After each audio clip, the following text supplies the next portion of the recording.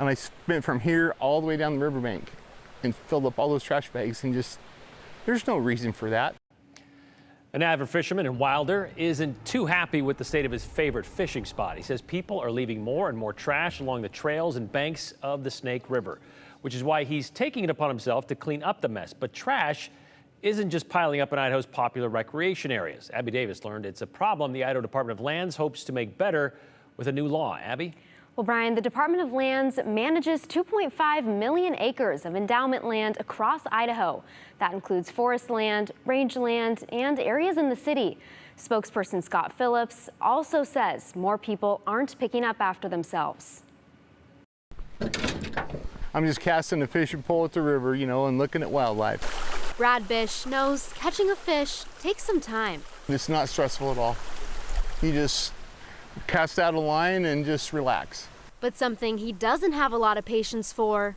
God, it breaks my heart, people doing that on the bank, you know.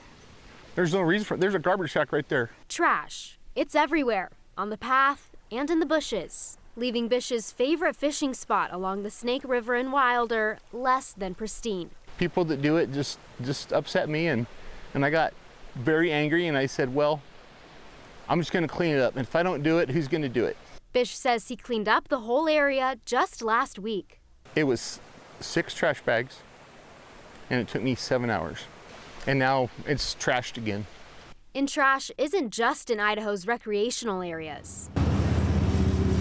Idaho Department of Lands spokesperson Scott Phillips says it's also a problem in more urban settings. As Idaho's population has increased over the past few years, we're seeing more and more problems on the landscape. Like this area near the Boise airport. Phillips hopes a bill passed last legislative session helps clean Idaho up by clarifying what people can and can't do on endowment land.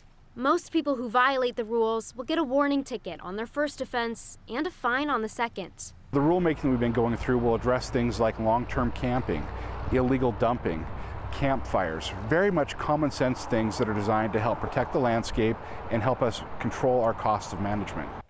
One of the easiest ways to make sure places stay clean and don't look like this is to pack in, pack out. So everything you bring with you, you should also be bringing with you when you leave. That includes microtrash, like this little piece of paper here. While Bish didn't catch any fish during the short time we were with him, he did take a successful walk, catching some trash. It's all about paying it forward, you know. They come down, bring it to garbage sack, you know, pick up some trash. He says it's much more rewarding anyways. Bish told me he doesn't have any plans to stop picking up trash. He wants to continue leaving his favorite fishing spot and other areas around Idaho better than he found it.